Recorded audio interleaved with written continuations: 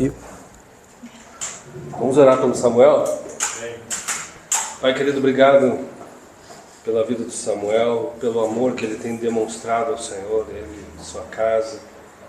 Nós te louvamos, Senhor, pela vida dele. Eu oro, Senhor, para que o Senhor seja, Deus, aquele que vai ministrar o nosso coração através dele. Amém. Deus, coloca, Deus, a tua sabedoria, multiplica a tua sabedoria. Coloca ordem na mente, nos pensamentos. E, Senhor, que tu tenha plena liberdade entre nós, ó Pai. Amém. Assim nós oramos na autoridade que há no nome de Jesus Cristo, Pai. Amém. Amém. Obrigado, Chico. Gente, que frio, né? Hã? Quem teve dificuldade de levantar hoje de manhã? É só a Cláudia? Ou o resto é mentiroso? Não, eu já falei com algumas pessoas, né, que eu acordo todo dia 4h30. Assim acordo, depois de estou ficando velho, daí eu perco o sono, Gi. 4 horas da manhã, eu pá! Acordo assim e a Cláudia fica chateada comigo, porque eu vou lá pro Twitter, né, fazer alguma coisa. Mas eu acordei cedo, hoje estava frio pra caramba, estava uns 3 graus, eu acho.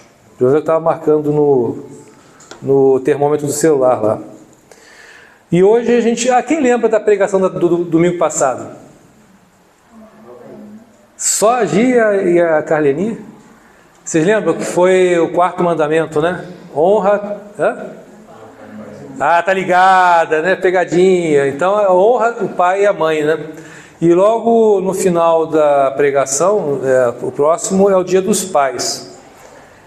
E antes de começar a mensagem, eu queria falar alguma coisa. Na verdade, eu queria falar... Hoje eu vou falar sobre um texto que está lá em Lucas 15, de 11 a 32, que é a parábola do filho pródigo. Mas, antes de ler o texto, de falar sobre o texto em si, eu queria falar um pouco do coração para vocês. Eu quero hoje, na verdade, falar subjetivamente, falar a partir da minha própria experiência, como pai e como filho. Mas eu quero honrar, até eu ia montar um PowerPoint com as fotos do meu pai. Eu estava mexendo lá num driver que ele gravou toda a vida dele. Ele botou na nuvem e gravou num driver, assim, tudo que ele escreveu, fotos, etc., né? Eu ia passar umas fotos aqui do meu pai bebê, do meu pai adolescente, e como que eu e Bernardo temos a mesma estrutura óssea do rosto. Né? Eu, quando era mais novo, mais magrinho, faz tempo, gente, quando era novo e magrinho, mas a estrutura do rosto é igualzinha do meu pai. Como que a gente traz, né, a herança dos nossos pais? Eu ia honrar meu pai com isso. Mas acho que muitos aqui conheceram meu pai. Ele era um pastor, um professor, um homem de fé, muita fé, e deixou muitas marcas positivas, né? Mas assim, para mim, papai era um cara que vivia para a Bíblia. Ele era um profundo, inclusive eu trouxe aqui algumas coisas que são do meu pai. Meu pai o Chico conheceu lá, meu pai tinha uma coleção de Bíblias, né? Acho que você ganhou algumas, né? Te dei algumas, acho que Levi também levou uma lá de casa, né? Uma Bíblia também. Mas eu vou, inclusive, ler aqui na letrinha pequena, mas eu vou ler aqui o texto nessa Bíblia aqui. E ele não lia só a Bíblia, né, mas ele também era um cara de muito estudo, de reflexão. Uma das coisas que mais me marcou no meu pai, não sei se Cláudia lembra disso, mas o papai ele tinha uma rotina, uma disciplina de oração, que era um negócio assim constrangedor.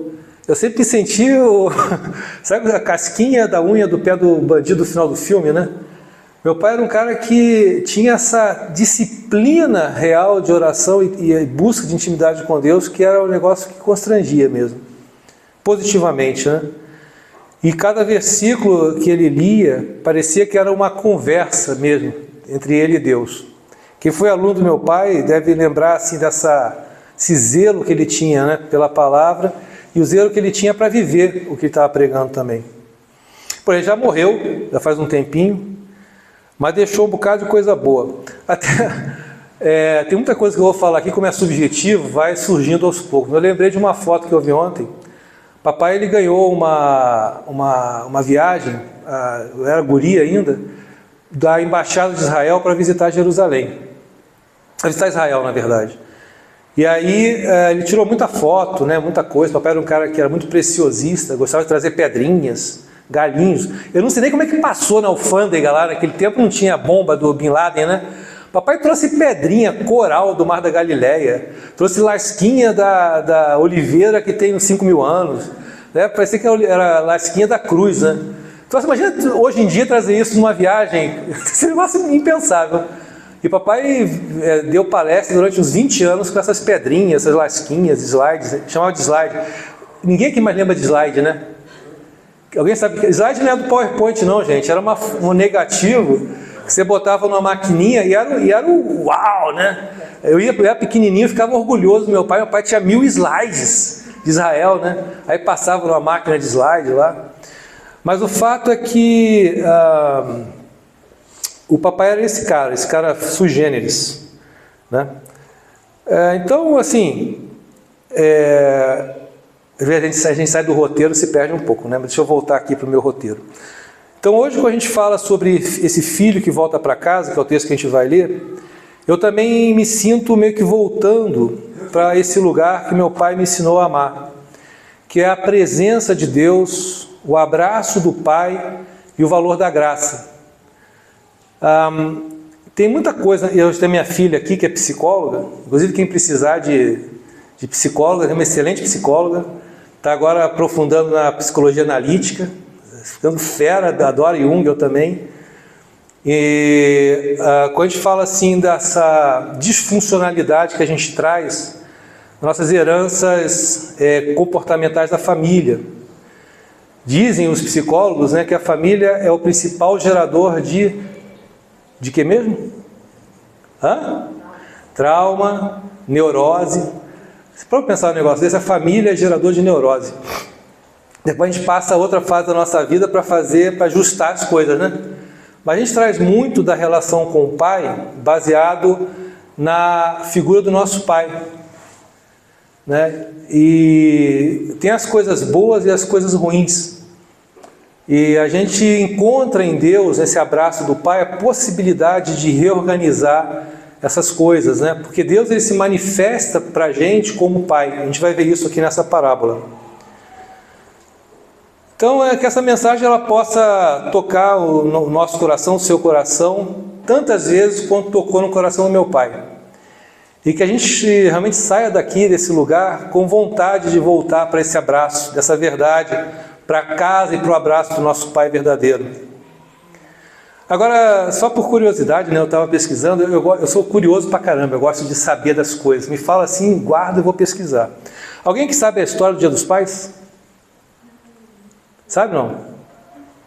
Então, por isso que existe ChatGPT, nessas coisas. Mas a origem, ela começa com uma filha, que lá na Primeira Guerra Mundial, ela queria honrar o pai dela, homenagear o pai dela. Né? E era em junho, né, o mês do aniversário dele, começou a se comemorar dessa forma. Aí depois tem outras datas no resto do mundo. No Brasil, pasmem, foi um cara chamado Silvio Beringer, do jornal O Globo. Sabiam disso? Ninguém sabe, porque elas já responderam, desculpa voltar a minha pergunta. Mas a primeira celebração foi no dia 16 de agosto, que é o dia de São Joaquim, o pai da Maria na tradição católica. Carol sabe disso, né? Claudinha também, né? Que são as católicas aqui. Não são mais. São também, né? Enfim, desculpa aí, gente. Vamos lá. E depois mudou para o segundo domingo de agosto. Então, só mais alguma contextualização que eu queria dar para vocês sobre esse texto que a gente vai ler. Tá? Na cultura judaica, aliás, vamos ler o texto? Está lá em Lucas 15. Só um pouquinho, deixa eu só pegar aqui. Lucas 15, 15 a 32. Quem é crente e está com a Bíblia na mão?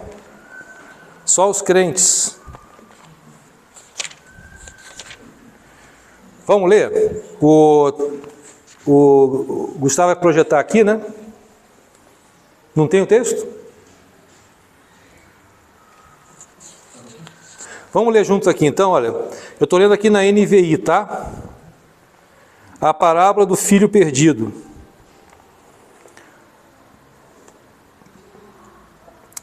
falando sobre essa parábola aqui, o Lucas, ele era um cara detalhista, né? Um cara que investigava. Então essa parábola e a parábola seguinte, elas são parábolas que só aparecem no Evangelho de Lucas. E tem uma razão para isso, né? Uma razão assim de informar para os ouvintes, para os leitores, que Deus tinha uma intencionalidade no relacionamento pessoal. Então, a partir disso, vamos dar uma lida aqui. Jesus continuou, tá lá em Lucas 15, 11, tá? Um homem tinha 2 filhos. O mais novo disse ao seu pai: Pai, quero a minha parte da herança. Assim, ele, o pai, repartiu sua propriedade entre eles. Não muito tempo depois, o filho mais novo reuniu tudo o que tinha e foi para uma região distante. E lá desperdiçou os seus bens, vivendo irresponsavelmente. Depois de ter gasto tudo, houve uma grande fome em toda a região e ele começou a passar necessidade. Por isso, foi empregar-se com um dos cidadãos daquela região, que o mandou para o seu campo a fim de cuidar dos porcos. Ele desejava encher o estômago com as vagens de alfarrobeira, que os porcos comiam, mas ninguém lhe dava nada. Dei uma estudada também nessa alfarroba, era um negócio ruim. Tá? Pensa numa folhinha que era ruim, mas era o que se dava aos porcos e às pessoas mais pobres.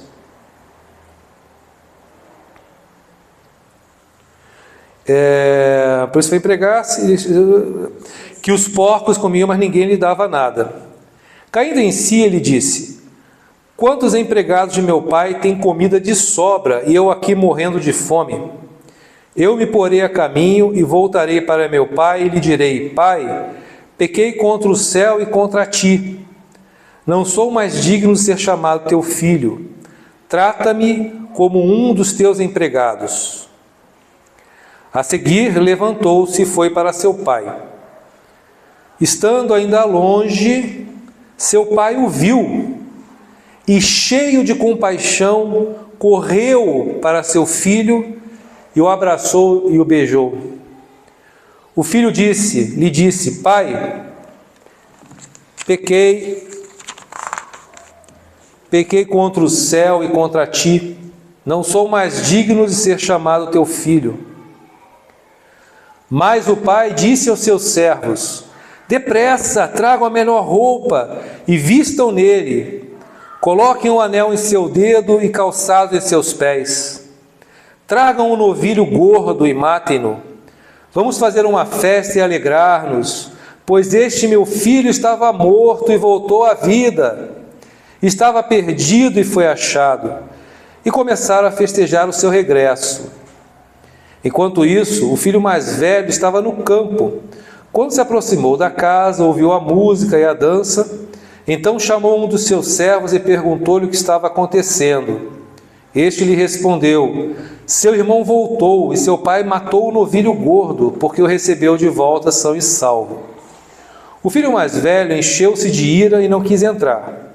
Então seu pai saiu e insistiu com ele. Mas ele respondeu ao seu pai: Olha, todos esses anos tenho trabalhado como um escravo ao teu serviço e nunca desobedeci às tuas ordens.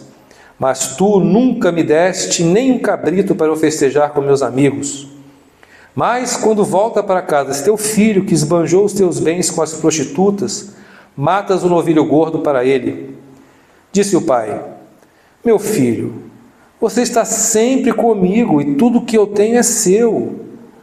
Mas nós tínhamos que celebrar a volta deste seu irmão e alegrar-nos, porque ele estava morto e voltou à vida, estava perdido e foi achado. Esse é um texto que sempre mexe muito comigo, né? Eu sempre fico muito emocionado quando eu leio esse texto, porque algumas vezes eu sou filho nessa parábola, quando eu medito nela. Algumas vezes eu sou o pai, algumas vezes eu sou o filho mais velho. Eu transito, né? Às vezes eu sou o servo lá, só não sou o novilho gordo, mas eu transito nesses personagens, eu tenho um pouco deles dentro de mim, em alguns momentos diferentes da minha vida. Mas vamos lá, algumas curiosidades, tá? Primeiro, na cultura judaica, pedir a herança antes da morte do pai era um negócio muito ofensivo. Equivalia a dizer assim: pai, eu quero o que é meu, mas não quero você. Eu quero os bens que você tem, mas não quero você comigo. Era como desejar que o pai estivesse morto, porque a herança ela só era dada depois que o pai morria, o que é natural. A divisão da herança ela era de 1/3 para o filho mais novo e 2/3 para o filho mais velho. Quando ele vendeu tudo, ele cortou o filho, né? Ele cortou os laços familiares.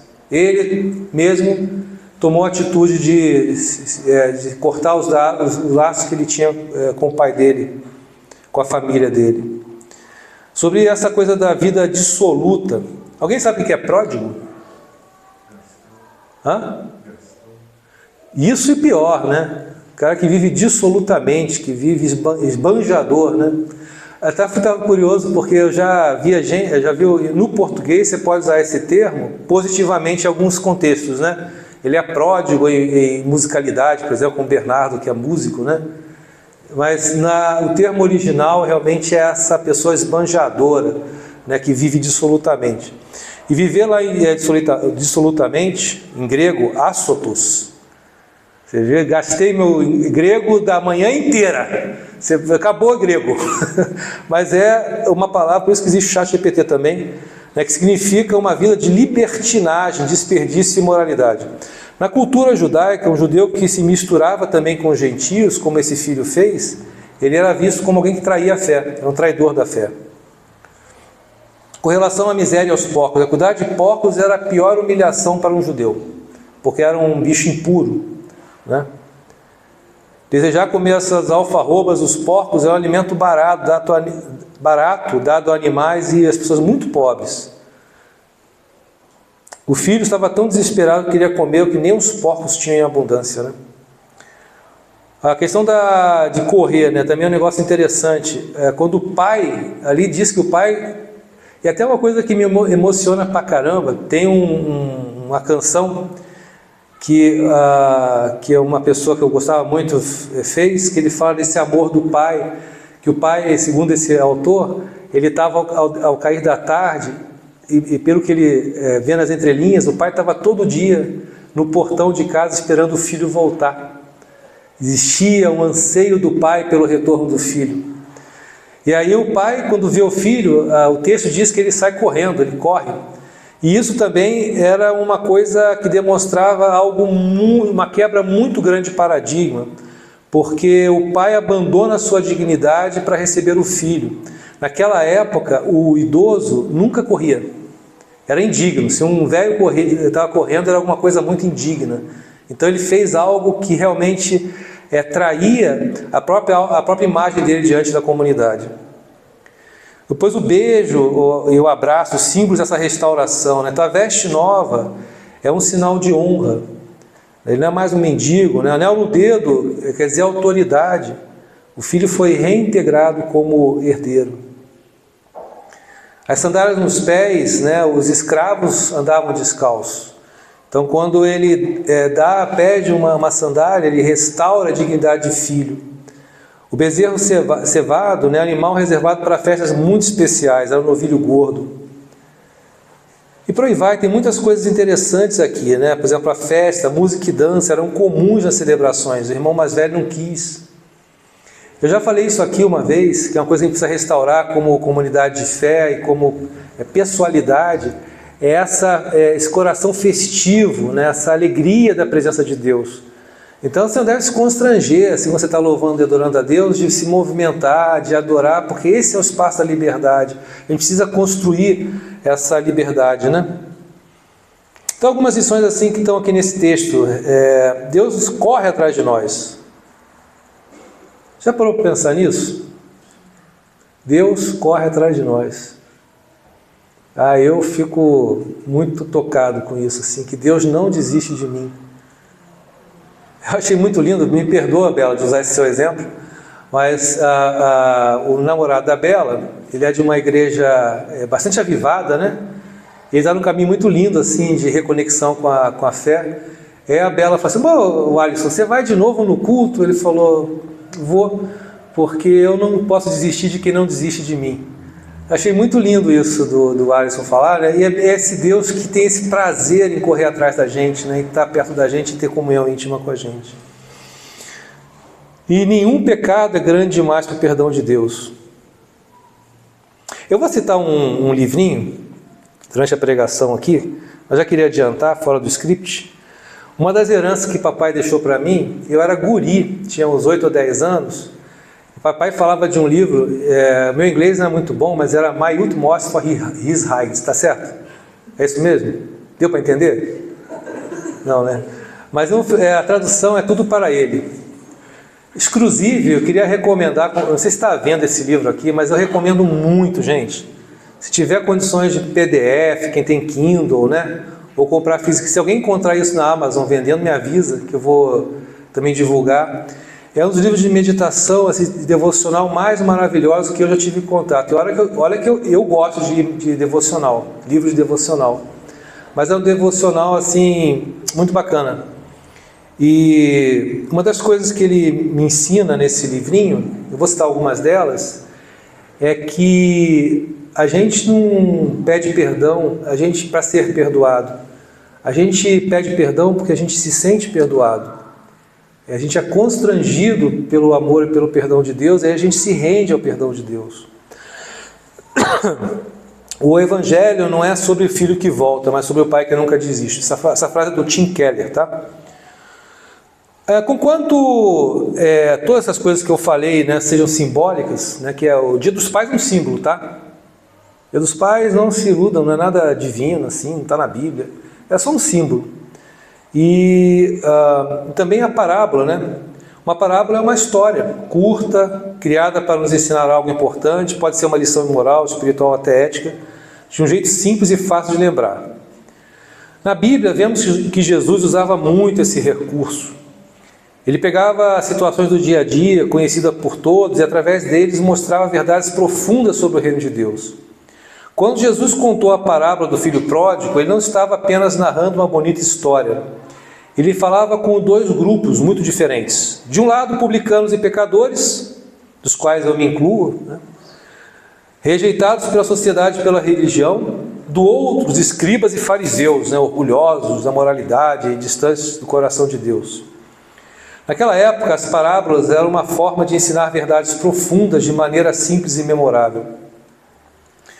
E tem uma frase de um cara que eu tenho aprendido a gostar muito, que chama-se Martin Lloyd Jones. Esse eu falei certo, né? Está certo, né? Ele foi um dos grandes pregadores do século XX, conhecido pela paixão pela exposição bíblica e pela profundidade teológica. Ele dizia que a parábola não é apenas uma ilustração, mas um meio de confrontar o homem com a verdade que ele não quer ouvir. E nessa parábola, Jesus quer nos mostrar quem é o Pai. Um Pai que ama, um Pai que espera, um Pai que corre e que restaura a vida. Ele falou um pouco da minha experiência como filho. Lá no Salmo 27, de 10, diz assim, que ainda que me abandonem pai e mãe, o Senhor me acolherá. Todos nós temos uma história com a palavra pai. Para alguns ela traz segurança, para outros ela traz dor, ausência. E papai, né, eu vou citar muito pai, claro, né? É minha grande referência. Ele era um homem muito longe de ser perfeito. Meu pai tinha 1.000 e tantos alunos, quase 2.000 alunos. Uma vez ele catalogou, ele ficava mandando mensagenzinha para os alunos, né? Depois que ele descobriu o WhatsApp, aí, né, ninguém mais tinha sossego. E ele mandava, obviamente ele pedia permissão, mas ele mandava, se comunicava, tentava se relacionar. Ele era longe de ser perfeito, mas ele tinha uma coisa assim que me impactava muito, que era um coração muito puro. Quem tinha intimidade com o papai percebia isso logo de cara, né? Homem puro, homem com pureza de intenções. Ele buscava uma autenticidade, ser verdadeiro em tudo. E esse rigor dele, de certa forma, essa necessidade de ser perfeito, gerou algumas dores. Mas na minha caminhada, eu como filho aprendi que mesmo com as falhas humanas, existe um Pai Celestial que nunca me deixou. Então eu tenho tido esse encontro de Deus Pai na minha biografia de uma forma extraordinária. E aí eu queria encontrar nesse momento, né, uma oportunidade bastante relevante de expressar muita gratidão por esta igreja, pela igreja, mas por esta igreja, né? Pela vida, pela amizade da família Pinho. E a gente precisa honrar quem é digno de honra. Essa caminhada comunitária e fraterna, né, tem transformado a minha vida, tem transformado a minha forma de ver a mim mesmo, e Deus como meu Pai amoroso e acolhedor, que está preocupado em cuidar de mim e de ter intimidade comigo. Essa experiência íntima com o Pai, através do nosso Senhor Jesus Cristo, e mediada pelo Espírito Santo, tem um poder maravilhoso de cura. E eu quero assim externalizar a minha gratidão novamente assim por essa comunidade de fé, porque eu tenho visto, eu preciso dizer isso assim, diante de Deus e diante dos anjos, né? Embora a gente não veja, você tenha certeza que existe um mundo espiritual tão real como esse mundo físico, tão real como essa madeira está aqui, né? Existe um mundo espiritual. Eu queria dizer assim que uma das coisas mais extraordinárias que Deus me permitiu viver nos últimos anos foi a comunhão com essa comunidade de fé. Eu tenho aprendido a ser mais humilde, eu tenho aprendido a ser mais verdadeiro comigo mesmo. Eu tenho aprendido uma das coisas que eram mais difíceis para mim, que é pedir, que é me fragilizar. Eu sempre fui um cara, quem me conhece de perto, meus filhos estão aqui que não me deixam mentir, e a minha terta também, né? As coisas mais difíceis para mim é dizer, olha, estou em perigo, preciso de ajuda. Eu tive essa oportunidade de vivenciar com essa comunidade. Eu quero incentivar a vocês que estão aqui hoje, aos que estão também me ouvindo à distância hoje, ou em outro momento, em qualquer lugar, que experimente, mas mergulhe mesmo na comunidade de fé. Experimente o abraço da comunidade de fé. Porque Deus, Ele expressa o amor e o cuidado no meio do seu povo. Você acha que a igreja é algo secundário? Você acha que essa oportunidade e privilégio que Deus nos dá de comunhão, de comunidade, é algo secundário? Não é. É aqui que você vai experimentar os milagres de Deus. Óbvio, né? Você vai experimentar milagres de Deus no seu quarto com a porta fechada. Deus vai te ver, mas vai te recompensar. Mas aqui é algo extraordinário. E de forma prática, de você poder receber, não só dar, né? Porque é tão bom dar que sobra. Né, Gustavo? Não é bom? Melhor ainda é quando você experimenta o amor e o cuidado de Deus na comunidade. Eu queria dizer assim que a gente tem a possibilidade, inclusive, de cura dessas referências familiares. Se você vive ou já viveu experiências familiares que te legaram neuroses, traumas, venha para a comunidade de fé, venha para a igreja, porque aqui você vai experimentar a restauração de Deus. Amém? Amém. Tem um cara também que eu herdei muito livro do meu pai, gente, muito livro físico, né? E tem uns livros lá em casa do Spurgeon, bastante obras dele, né? Inclusive quem quiser emprestado pode falar comigo, desde que devolva, tá? Diz assim, que quando você não tiver ninguém que compreenda, lembre-se, seu Pai Celestial o conhece completamente. Então tem alguém que vai saber das suas dores mais profundas. Se você está se sentindo desajustado, desintegrado, né? Deus, Ele sabe disso, Ele acompanha a tua história. Nós inclusive cantamos isso aqui, a Eric orou isso, né? Ainda há pouco. Agora um pouquinho da minha experiência como pai. O Salmo 103:3, ele declara assim: como um pai se compadece de seus filhos, assim o Senhor se compadece dos que o temem. Gente, estão comigo? Amém. Todo mundo acordado, todo mundo querendo almoçar pro dia dos pais, comer churrasco, feijoada. Sei qual que é o cardápio na sua casa hoje. Lá em casa é frango com queijo ralado, tá? Fiz um franguinho, já deixei pronto ontem. Fiz um franguinho no grill, botei um queijinho parmesão por cima. Tá top, não tá? Bonito tá, né, Brenda? Que horas? Ah, que horas? Vamos correr lá, 11h15. Quando eu me tornei pai, eu comecei a entender melhor o amor de Deus. E até recentemente, tá? Eu vou dizer para vocês que assim, uma das experiências mais incríveis E eu sou um cara muito reflexivo, eu gosto de refletir, às vezes eu fico pensando no negócio meses. É muito doido, né? Será que eu sou meio autista? Sei lá. Mas eu fico pensando um troço meses, assim. Às vezes o Chico fala um troço aqui, eu guardo assim, fico pensando, elaborando, um dia eu falo, legal isso, né? Aí às vezes eu falo para ele, às vezes não falo, para a Érica, às vezes eu falo também. Pô, saquei esse negócio, né? Ou com a Cláudia lá em casa. Ontem mesmo, né? Eu descobri um negócio incrível sobre Deus Pai, Deus Filho e Espírito Santo.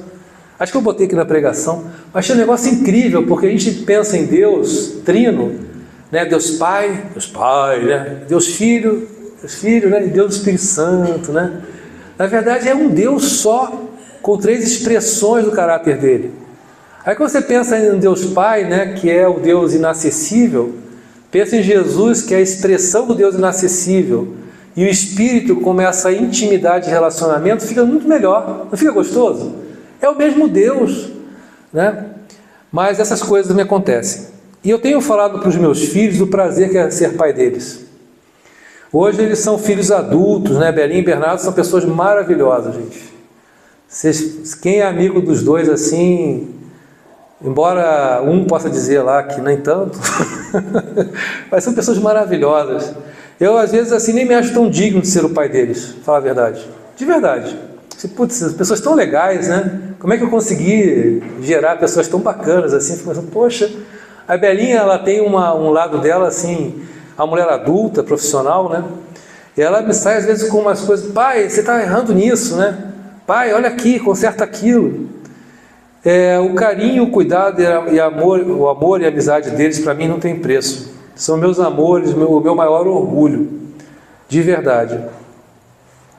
E a partir dessa relação minha com eles, eu consegui alcançar um pouco mais do que poderia ser o amor do nosso Pai. Não que o meu amor seja igual ao de Deus, não é isso. Eu comecei a pensar assim, se eu faço isso, eu sou tão ruim. Pensa Deus como nosso Pai, e Ele se expressa dessa forma. Deus é muito maior, é muito mais maravilhoso. Eu comecei a perceber como somos e podemos ser iguais aos religiosos da época de Jesus. Vazios por dentro, sem misericórdia, julgadores, malzinhos mesmo, assim, bem bad boys, né? Ou bad girls. A experiência paterna tem transformado a forma como lido comigo, com Deus e com o próximo. E eu era bem malzinho, gente, pensando assim na minha forma de enxergar, por exemplo, outras religiões, outros tipos de expressão de fé. Como eu era julgador, hoje eu fico com vergonha. De verdade, como eu tratei gente mal. Eu não tratei mal, porque eu sou geralmente um cara legal, assim. Quem me conhece sabe que eu sou um cara legalzinho, assim. Sou um cara simpático, não sou um cara mau. Mas eu tratei assim com distância, sabe? Assim, com preconceito. Cara, isso não é o amor de Deus, não. Sabe? A gente precisa ter um olhar mais misericordioso, né? Então, tem transformado a minha vida, muito profundamente. O cuidado, a paciência, até a disciplina, hoje, que eu nem tenho mais, porque eu não tenho mais necessidade disso com meus filhos, né? Eu acho que é eles que me disciplinam. Eu descobri recentemente, ficar velho tem o papo fica todo igual. Depois dos 55, assim, eu estou com 57, né? O papo fica mais ou menos igual. Pô, você toma remédio de pressão, você toma remédio de diabetes, toma remédio para colesterol? Eu tomo todos. Hoje faço ginástica, maneiro, mas não tem jeito, é genético e é da população brasileira, né? Como muito sal.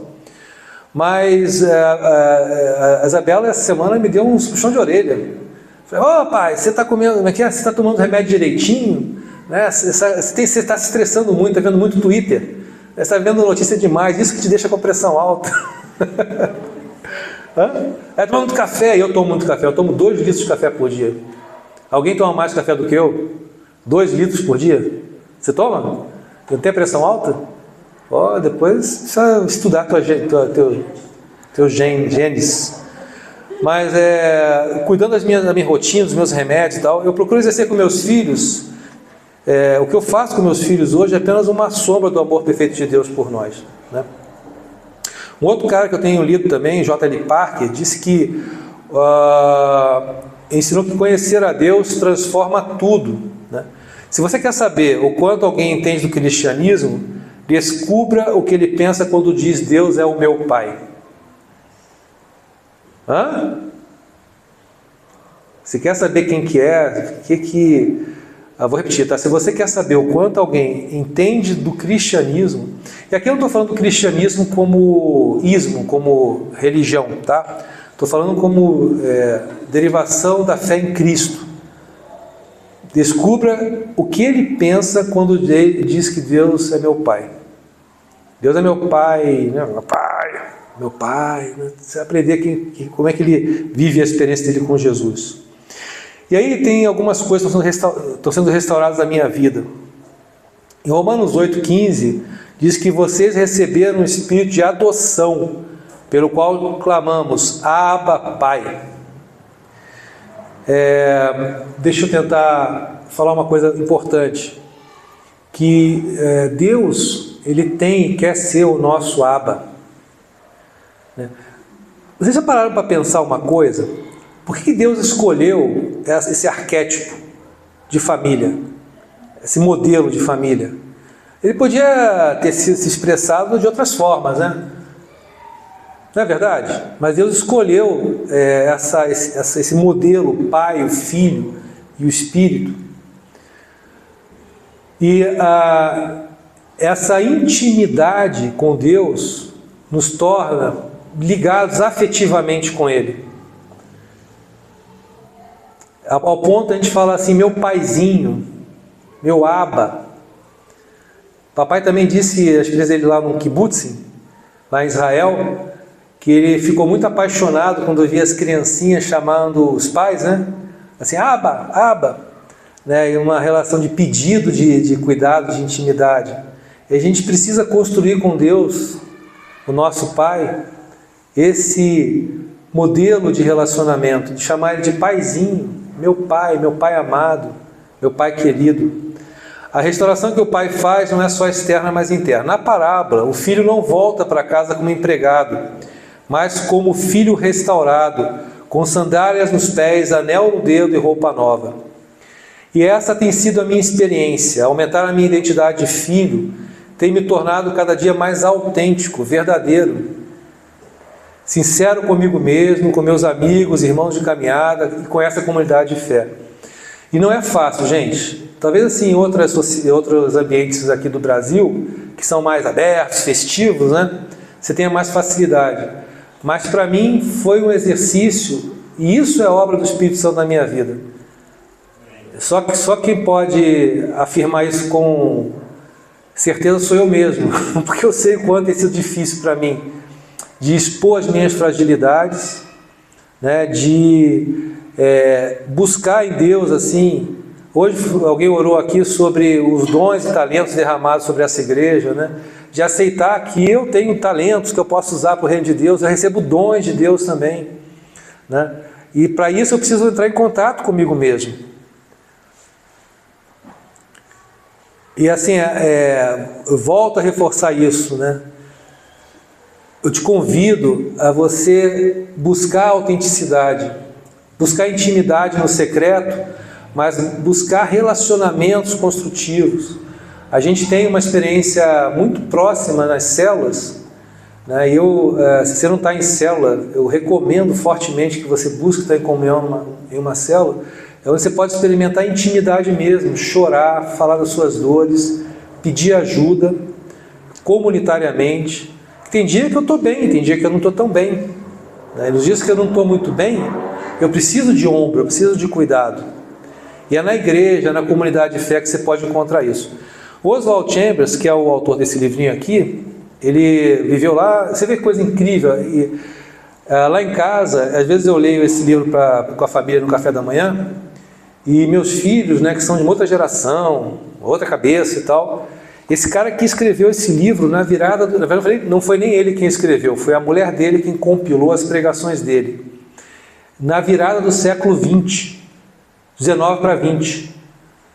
E as coisas que você lê aqui são assustadoramente atuais, assim. Ele fala em individuação, fala num nível de oração assim que tem sido muito desafiador para mim. Ele não fala de receber pedido, ele fala de comunhão com Cristo, de buscar a perfeita comunhão com Cristo através da oração, por exemplo.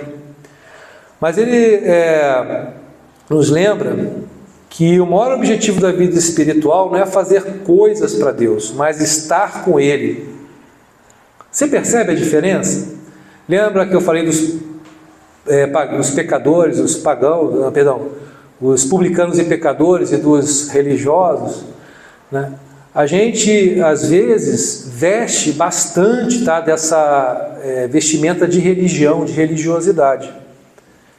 E é sutil pra caramba, porque a gente quer agradar a Deus, né? Isso faz parte da nossa experiência da neurose familiar. Você quer ser aceito pelo teu pai, quer ser aceito pela tua mãe. Aí você quer fazer isso para Deus também. Não, para Deus agradar de mim, eu preciso acordar às 4h30 da manhã. Sempre que eu já acordo às 4h30 da manhã, né? Vou usar outro exemplo. Acordar às 6 horas da manhã e aí ler a Bíblia em pé, né? O Salmo 119 2 vezes antes de sair para o trabalho. Meu amigo, se você faz isso com o seu coração sincero, não tem problema. Mas não faça isso como uma ferramenta para ser aceito pelo Pai. Porque o que o Pai quer é o meu coração, é o teu coração. É a verdade que está dentro de você. Se a sua verdade não é maravilhosa, tudo bem. Deus, ele entende e ele acolhe. Então o maior objetivo da vida espiritual não é fazer coisas para Deus, mas estar com Ele. Podia falar um bocado de coisa sobre isso, mas como o Zé está querendo já ir para o almoço do Dia dos Pais, então eu vou dar uma acelerada aqui, tá, Zé? O Dirceu já está lá fazendo o churrasquinho, né, Sandra? Esperando os filhos. Mas lá em Isaías 66, 13, ele nos consola. Fala assim, olha, como alguém a quem sua mãe consola, assim eu os consolarei. Eu sou órfão de pai e mãe. Eu tenho um cara que eu gostava, eu não gosto tanto mais hoje, que ficou um pouco radical, mas ele escreveu um livro recentemente chamado Os Meus Mortos. Eu perdi quase minha família toda já. Minha mãe, depois foi o meu irmão, depois foi o meu pai. O meu irmão mais velho está lutando pela vida, no hospital lá em Paris, não sei nem se... Eu não quero falar essas coisas, mas estou agorando. Mas a gente sabe que é natural, né? A pessoa abre o peito pela segunda vez, isso fragiliza o corpo, né? E se bem que o Faustão está aí para dizer que, né, o cara já trocou 3 órgãos, né? Coração, rim e fígado. Mas a gente tem alguns aqui, eu já perdi meu pai, minha mãe, então eu sou órfão, né? Se você tem essa mesma dor, né, Deus é esse Deus que nos consola. Então, como alguém a quem sua mãe consola, assim eu os consolarei. E aqui é só uma provocação, não vou jogar nenhuma teologia, tá, Chico? Fica tranquilo. Mas Deus Pai também é Deus Mãe. A Bíblia está cheia de exemplos disso, né? Com seios, assim como a criança desmamada, né? E aqui também Isaías, como a mãe consola. Então é Deus nosso Pai, Deus também nossa Mãe, né? A completude da criação, do afeto, do cuidado de Deus. Muitos aqui carregam o peso da ausência paterna. Eu sou um deles. Eu já perdi quase a minha família inteira, né? Então meu pai, minha mãe, meu irmão do meio. E agora meu irmão mais velho está lutando pela vida. Eu tenho pensado na morte, confesso para vocês. E paradoxalmente eu tenho entendido que a morte é só a mudança de dimensão.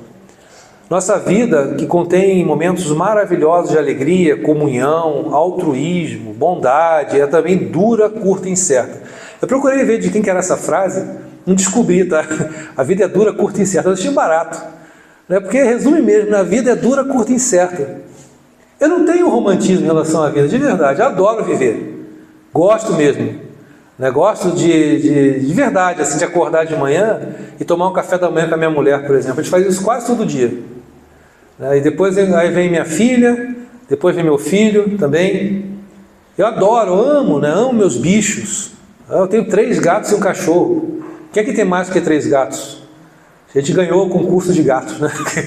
E é 3 gatos, cada um com uma personalidade diferente do outro. Sabia que gato tem personalidade? Tem, gente. É incrível.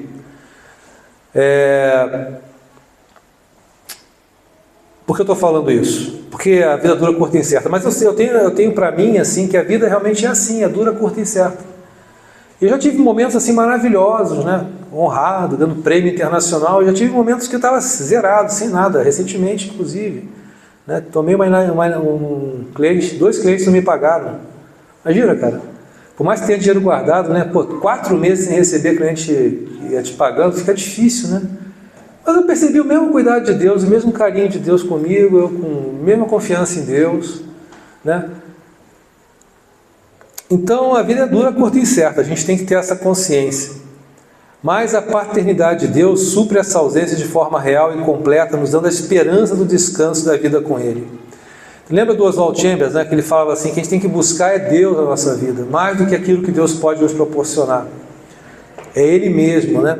Nada nessa vida nos dará maior paz e tranquilidade do que nós nos sabermos filhos amados do Pai. O João Calvino comentou que quando Deus se apresenta como Pai, Ele não fala de um título vazio, mas de um vínculo real e afetivo com o seu povo.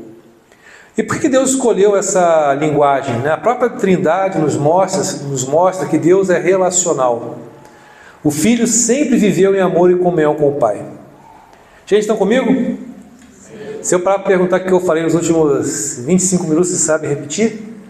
Vou fazer isso um dia. Você, o que eu falei? Você, qual o texto que eu usei? Não vou fazer isso não, perdão. Brincadeira. Eu odiaria se fizesse isso comigo, nossa. Fala com o seu irmão do lado. Gente, vocês gostam daquele negócio? Fale para o seu irmão do lado, você é filho amado, você é filho amado. É chato pra caramba, né? Mas a própria Trindade nos mostra que Deus é relacional. O Filho sempre viveu em amor e comunhão com o Pai, e o Espírito Santo nos introduz nessa comunhão para que possamos dizer, Abba, Pai. O Pai é esse ser indisponível e inacessível que ninguém jamais viu. Jesus é a expressão do Deus inexprimível, e o Espírito é que nos habita e se relaciona conosco da forma mais íntima. Temos acesso ao Santo dos Santos, esse lugar de adoração que nós podemos adentrar mediados por Ele mesmo e vivermos a plenitude da Sua presença. Isso é extraordinário, né? Eu às vezes me assusto com isso. Eu queria compartilhar um negócio com vocês, uma experiência que eu tenho tido aqui no louvor. Teve um domingo que a Érica leu, acho que foi Apocalipse 21, se não me engano, ou 14, sei lá, mas que estava narrando assim o trono de Deus, os santos, né? Os seres viventes, que eram cercados de olhos na frente e atrás. Gente, eu fechei os olhos, eu vi esse lugar, e eu fiquei tão assim, aterrorizado, mas ao mesmo tempo maravilhado e consumido, que eu não paro de fazer isso. É maravilhoso você pensar que você está adorando junto com anjos, querubins, serafins, né? Até os demônios, né, tremem diante da autoridade. Lá em livro de Jó, que me assusta também isso, né? O diabo vai lá na presença de Deus para pedir permissão para ele. Para barato isso. Que é o maior herói do que esse, né? Que manda, acha que manda, né? Eu fecho os olhos, sinto essa presença de Deus de uma forma extraordinária, né? Mas a gente tem acesso a esse lugar de comunhão e intimidade. E hoje de uma forma diferente, porque Deus ele se encarnou, Ele se tornou um de nós, então Ele sabe o que você está falando com Ele. Senhor, hoje nós oramos, a netinha ontem caiu, bateu a cabeça. Imagina, vai para Deus, está lá no trono, cercado de seres viventes. Senhor, minha netinha bateu a cabeça. Senhor, eu estou com uma dor terrível, parece que quebrei o pé. Senhor, não tenho dinheiro para pagar a conta. Senhor, preciso de clientes, pacientes novos. Senhor, preciso de orientação no trabalho. Senhor, preciso... o meu projeto que está em... Essa intimidade foi outorgada para mim e para você. E tem um negócio mais assustador ainda. Existe a promessa de Deus que Ele ia habitar em nós.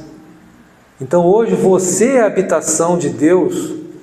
Então existe, lembra que eu falei que o mundo espiritual é tão real quanto o mundo físico? Então existe um poder de milagre, algo que a gente nem pensou ainda em experimentar, que a gente pode experimentar. É assustador demais isso. Para mim é assim, dá um nó na minha cabeça. Mas teve um dia que eu resolvi me jogar nisso. Eu quero experimentar esse troço, eu sou meio assim, né? Só não pulei ainda de parapente, de paraquedas, nem aqueles caras que... Como é que é o nome? Bang, é boa de inglês. Bungee jump. Nessas coisas assim. Mas eu me vi me jogando num rio de águas mais tranquilas, né? e entrando e botando o tornozelo, depois o joelho, depois o quadril, e depois eu estava, Senhor, né, eu quero mais, eu quero é mais, nem aquele sambinha, né, eu quero é mais, quero mais disso, né, porque a gente pode experimentar algo extraordinário. Será que eu conto? Acho que eu vou contar. Eu estava um dia em casa, assim, meus clientes inadimplentes, né, eu falei, caramba, né, putz, que saco. Aí eu pensei, eu não queria arrumar mais um cliente xarope, que eu me envolvo com meus clientes, assim. Inclusive o meu cliente daqui a pouco vai estar por aí no café da manhã, já convidei, ele vem aí, um dos meus clientes, né? E eu me envolvo, eu quero ser bom para os meus clientes, assim, quero fazer diferença, né? Eu falei, não quero arrumar um cliente xarope de novo, né? Eu comecei a orar. E falei, objetivamente, né? Ver como é que é difícil, para algumas pessoas é tão fácil, tão simples, chegar a Deus, eu quero isso, e Deus fazer. Para mim era um negócio tão difícil, não, Deus não vai parar o que Ele está fazendo para se preocupar com o meu trabalho, né? Isso é um negócio que Deus me deu capacidade para resolver. Vai lá, meu filho, né? Deixa de ser cabeçudo, pedala Robinho, essas coisas me passaram pela cabeça, né? Eu falei, não, eu quero experimentar. Eu comecei a orar. Aí um dia, na época eu era franqueado numa empresa de recursos humanos, eu entrei para um grupo de RH lá, eu recebi lá um cliente, aí eu mandei lá o meu portfólio, aí passou uns dias, ele me chamou para uma conversa, aí na outra conversa estava contratado. E era tudo que eu tinha pedido, né? Eu queria um cliente que eu pudesse trabalhar 100% online, né, que ele me deu a opção, você quer ser CLT ou quer ser PJ? Eu podia escolher ainda, né? Os caras fizeram um esforço danado para me contratar e no final falaram assim, poxa, é um privilégio ter você na nossa equipe. Quê? Eu? Bom, um privilégio, né? Aí, cara, para você talvez não faça sentido, por isso que às vezes você compartilhar uma experiência dessa possa não ser tão importante como é para você. Mas assim, foi uma resposta de oração assim tão objetiva e maravilhosa de Deus, né? Os caras me pagaram antecipado. Tá bom, né? Legal, obrigado, né? Mas depois eu vi assim, caramba, tudo isso é graça de Deus. Aí um cliente leve, a gente pensa numa empresa de gente boa, né? Muito legal. Então assim, a gente pode experimentar esse lugar de milagre na nossa vida. Eu desafio você, experimenta aí, faz essa prova com Deus. Eu vivi, se até o Samuel viveu, você pode viver também. Entendeu? Experimenta aí, faz prova de Deus nesse aspecto. Não prove a Deus no sentido assim de, se não fizer, não. Abra teu coração, fala com teu paizinho, com teu aba. Esse pai que quer ver o nosso bem-estar. Gente, Deus quer ver a gente feliz, acredite nisso. Muita gente que fala que Deus é assim, Deus é assado, você precisa dar o dízimo, você precisa fazer isso, fazer aquilo. Não. Você faz as coisas para Deus porque você é tão constrangido pelo cuidado, pelo amor dele, que a única resposta possível é você responder com amor também. Faz aí. Depois você me conta. Então vamos fazer aí uma campanha de abrir o coração para Deus? Depois a gente pode vir aqui fazer um dia, Chico, só de testemunho de livramento, de bênção de Deus. Faz prova. Eu te desafio. Agora eu posso, eu tenho a minha experiência, eu posso desafiar você. A presença de Deus não está mais no lugar físico, gente. Antes Deus se manifestava lá no Santos dos Santos, né? Só um sumo sacerdote. Pensa o Chico com aquela roupa de sacerdote, vindo aqui assim, né? Tudo bonitão, assim, com pedras preciosas e tal, né? Pá, e tal, orando assim, né? A cruz, né? De bombacha, né? O véu foi rasgado de alto a baixo. A presença de Deus agora está acessível a todo mundo. Amém, igreja? Amém. Você está feliz com isso ou não? Amém. Hoje Deus está aqui, Ele está no seu quarto, Ele está com a gente todo dia.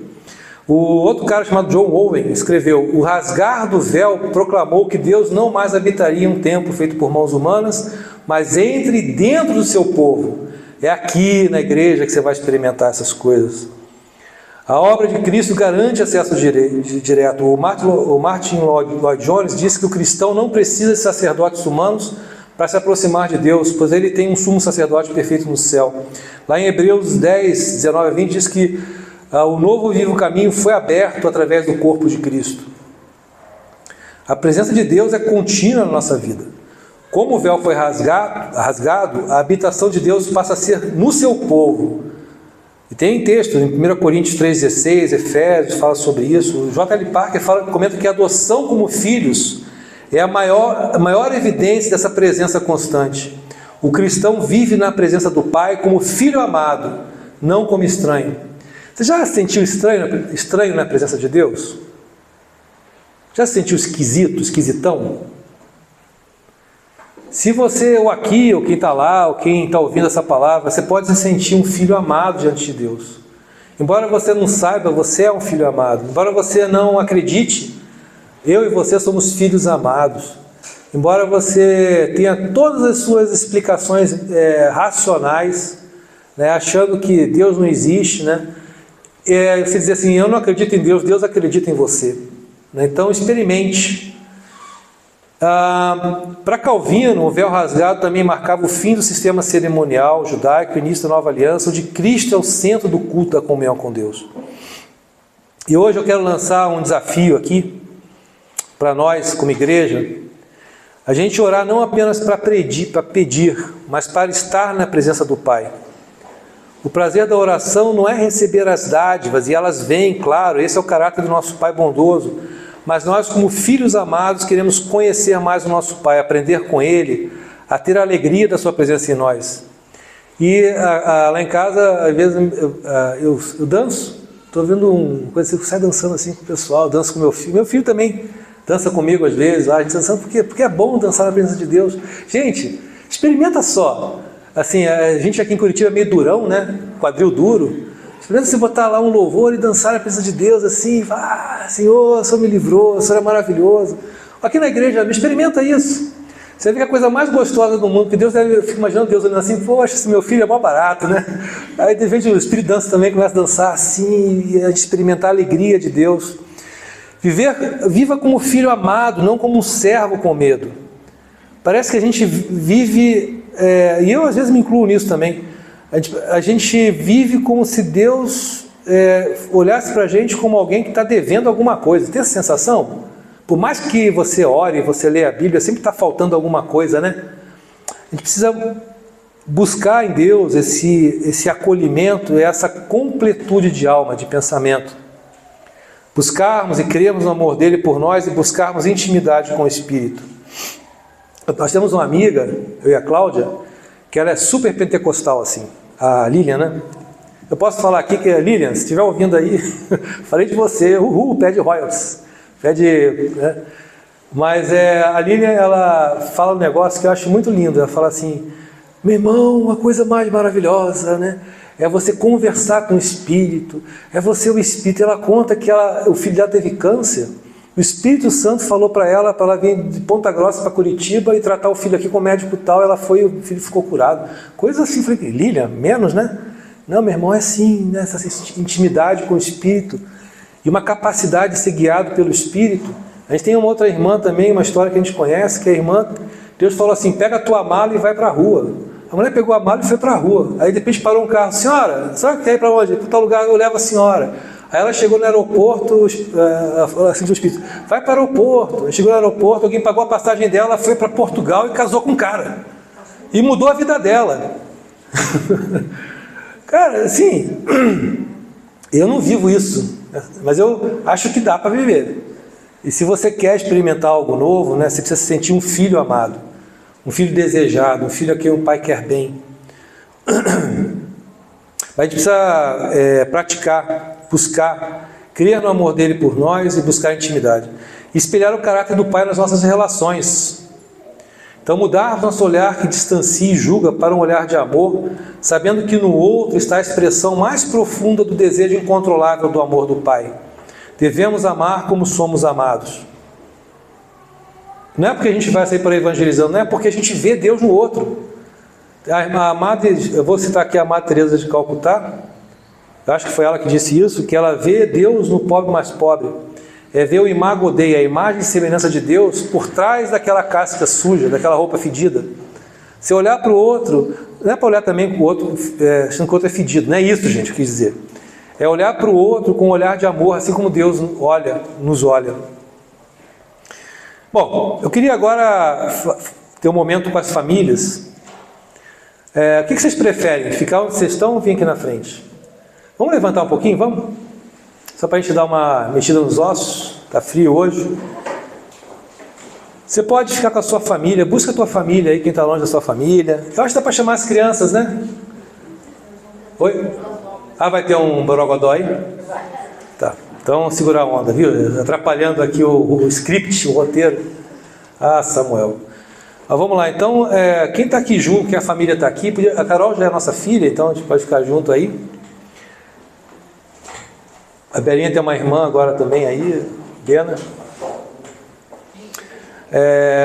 Eu queria agora que a gente tivesse um momento de orar uns pelos outros, pais e filhos, pedindo que Deus restaure os corações e reafirme a identidade de filhos de Deus.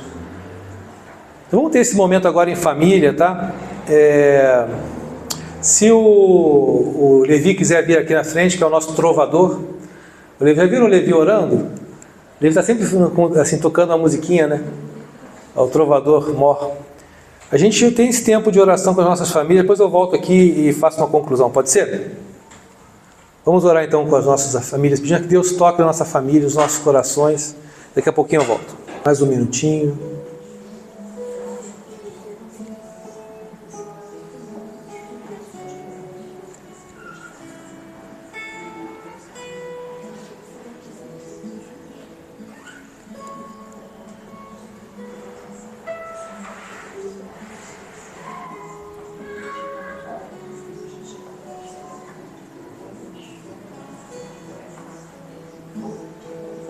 Mais um minutinho, gente, para a gente voltar e encerrando.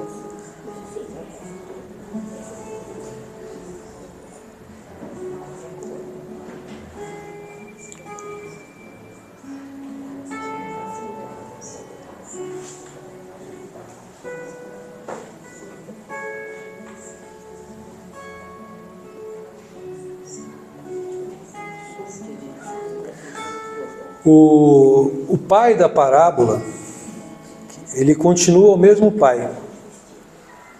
Ele ainda olha de longe, ele corre ao nosso encontro, ele nos abraça e ele nos restaura. O Martin Lloyd Jones, ele resume assim, né, que eu achei muito legal. O Evangelho não é apenas que seus pecados foram perdoados, mas que nós fomos adotados na família de Deus. Podemos chamar o Todo-Poderoso de Pai, Abba. E que essa seja a nossa certeza. Que a gente possa vir aqui, nesse culto sempre, para testemunhar do abraço e do amor do nosso Paizinho, do nosso Pai querido. Jesus Cristo é a expressão desse Pai. Então você tem essa experiência de intimidade com Ele. Em nome de Jesus. Amém. Podem sentar.